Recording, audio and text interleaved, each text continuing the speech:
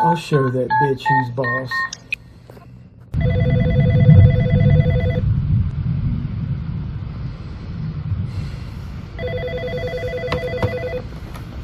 Hello, Haddonfield Memorial Hospital. Can I help you? Yeah, do you have a Laurie Strode that was checked in there recently? I need to check on her. Are you related to her? Not that I know of. Why? Then no, I'm sorry. I cannot give out that information. You have a nice day. Well, what? Well, that didn't work. Back to the drawing board. A few moments later. I got him now. This'll work.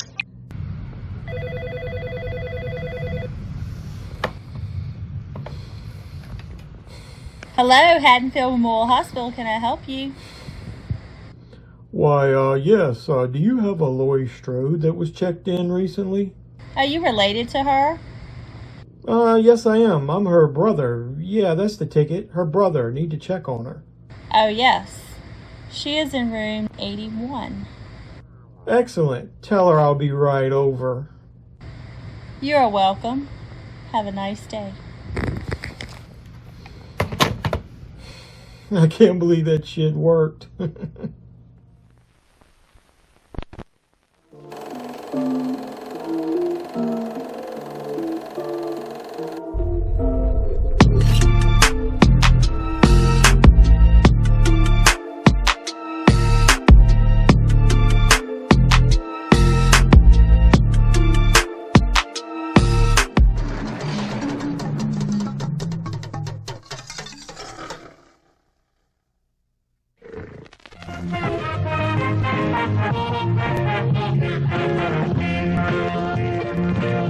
So welcome back to the HalloSCREAM 2022 review series, where your pop culture reporter, JeffMan316, continues to review every film in the Halloween franchise, leading up to Halloween Ends when it comes out on October 14th. In this review series, I'm going to be joined by 7 other awesome YouTube content creators who are going to present their unique spin and style for every review of the films in this franchise. You saw their logos on the little opening graphic that I put up. I have all of their links in the description down below of this video. So please support everyone, including me, who's participating in this review series. So let's keep this thing rolling as I review the 1981 sequel, Halloween 2, or More of the Night He Came Home. Let's go. Halloween 2, More of the Night He Came Home. So this film once again stars Jamie Lee Curtis as Laurie Strode and Donald Pleasance as Dr. Sam Loomis. Supporting actors Nancy Stevens and Charles Cyphers, they both return to their characters. Nancy was Nurse Marion in the first one, and Charles Cyphers was Sheriff Brackett. They also add Lance Guest to the cast this time around, who plays an ambulance driver who seems to have sort of a little crush on Laurie as she enters the hospital. John Carpenter returns with Debra Hill to not only produce this film, but also write this second chapter of The Night He Came Home. And Carpenter, once again, also helped with the score. I have always been a huge fan of Halloween 2, and I considered it to be basically just an extension of the first film. I love how this second film starts immediately after the first one. There are some different takes used in this film compared to the first one, so it doesn't feel like a direct copy as the two films intersect here at the beginning. There is one thing I don't like though. I don't like how the house looks different as Michael falls off the balcony.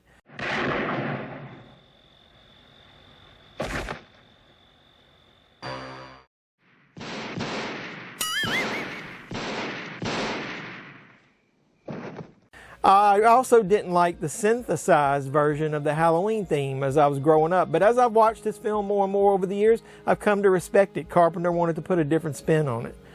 So the best camera work has to be during this first scene where Michael flees and tries to hide in the shadows from Loomis and the police. I really love how this whole opening sequence plays out. I think it's really well put together, and I love how Michael uses this scene to find his first weapon and also to find his first victim. The whole scene with the L-rods and how Michael finds his knife is pretty cool. I love that scene. Police in Haddonfield have just made the grisly discovery the victims are teenagers, 2 girls and a boy. Believed to be at large in Haddonfield.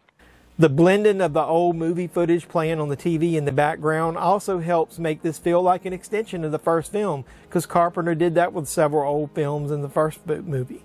I often wondered though, why didn't Michael kill the Elrods like when he entered their house? But it does make it feel more mysterious and random of when he chooses to be violent and kill people. He doesn't just kill everybody that he comes into contact with. Now that really is scary. That is the boogeyman. Well, it sure was convenient finding that knife. Who wouldn't want mayonnaise on a sandwich? Who would want mustard? Oh, wait. What is this? Mustard? Oh my God. Damn it. I got mustard on my penis. So the scenes of Michael stalking Laurie in the hospital, they're very tense as well, and they do provide some of the most iconic moments in the entire franchise. I'll name a few of my favorites. So one of my favorites is the obvious scene where Michael drowns Nurse Karen in the hot tub. This scene includes basically the best nude scene of the entire franchise, in my opinion. And there weren't a lot in this franchise.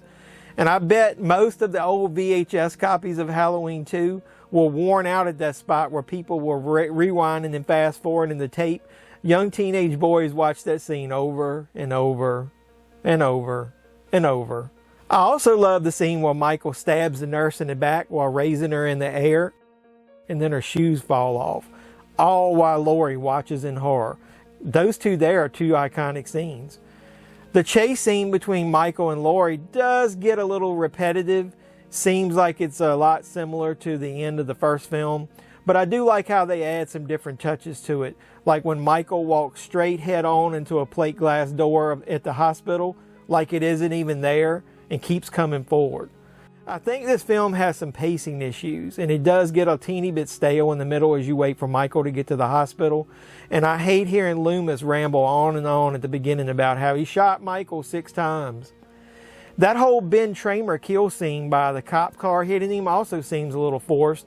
It seems like they just wanted to add a little reason, another reason why the police would question Loomis all over again about Michael. And then it was silly to have Michael like bump into that random person on the street listening on the boombox to the news of the murders and how they took Laurie, or like, you know, the victim, to the hospital. I do think that Dick Warlock's portrayal of Michael is good, but sometimes it seems a little wooden compared to Nick Castle's portrayal from the first film. I'll explain what I mean. In the first movie, you know, Michael goes from walking slow to then when he's stalking Laurie and hits the steps, he's walking fast. His motion seems very fluid.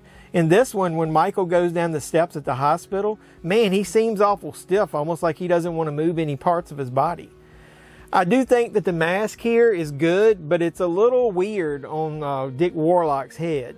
Maybe his head obviously was a little bit bigger and it stretched the mask in the middle, but at least they did find the original mask in a box under Debra Hill's bed, so it is the same mask, so I really do like the mask.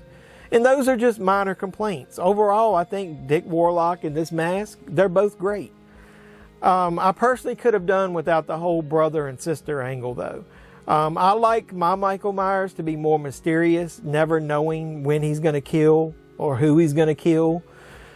I do think Jamie Lee Curtis also was wasted a bit in this movie. Most of the movie she spends time in the bed in the hospital sleeping with very little dialogue. They also waste a really good subplot with Jimmy being a potential love interest for her.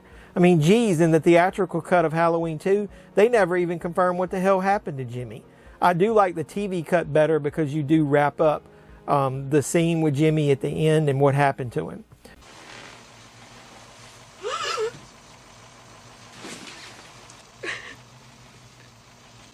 So I know Carpenter's come out over the years and made some negative comments about Halloween 2. He's obviously very unhappy with having to add some extra gore here, the nudity, the whole angle between Michael and Laurie being brothers and sister. He even had to come back after the main production was over, and he himself, I think, filmed the scenes, from what I remember reading, for the television cut. And so they had to add some stuff to pad for timing because of when they put the commercials in there. So I really do truly feel that John Carpenter wanted this franchise to end for sure after that very first film. So in this one, He created a moment where it should have been the definite end of Michael Myers. He should not have survived. You know, let's see, he takes multiple bullet holes to the head, probably right above the eyes, and then he's burned alive. There's no way he should have lived through all of that. So I believe Carpenter's original plan to have the first film be a standalone movie is the main reason that he blessed the David Gordon Green trilogy. He was finally able to see his original vision end with that first film, and then have somebody take over after that to bring their new take and style to the next chapter of the Michael Myers and Laurie Strode saga, while leaving all those extra plot points created for Halloween 2 behind. Hey, I'll add a little trivia here for all you Halloween fans. Did you know that this film featured the movie debut of an SNL alum? Yeah, Dana Carvey. He can be seen in the background of the shots of the news team as he's one of the assistants helping out. So if you didn't know that, now you know. So even though Halloween 2 isn't quite as good as the first film, I'm going to give Halloween 2 the same on fire 2 thumbs up rating as the first one. And that's considering how iconic the first film was and how that turned out and how everyone here had to ramp it up because they had so much to live up to with that first film. I do think they did a very nice job overall. It's definitely my favorite sequel of the franchise. And it feels seamless when I'm watching them back to back, which is how I like watching these. I always watch Halloween 2 directly after the first film. Do you like Halloween 2 as much as the first one? Do you think that they shouldn't have added the brother and sister subplot? Do you like the fact that they skip over all the other ones, including this one, to get to the David Gordon Green trilogy? So like, comment, subscribe, share, do all the normal stuff with my YouTube videos with this series. Hey, and don't forget, look at the links below and support everybody who's reviewing Halloween 2. This week, when this drops, all of our reviews should drop on the same day. So I really appreciate your support. Come back for more, because next week we're going to review Halloween 3, Season of the Witch. And I really do like that movie, even though it doesn't include Michael Myers. Or does it? So until next time, boys and girls, this is Jedman316, your pop culture reporter, signing out saying, you guys be safe out there from the boogeyman.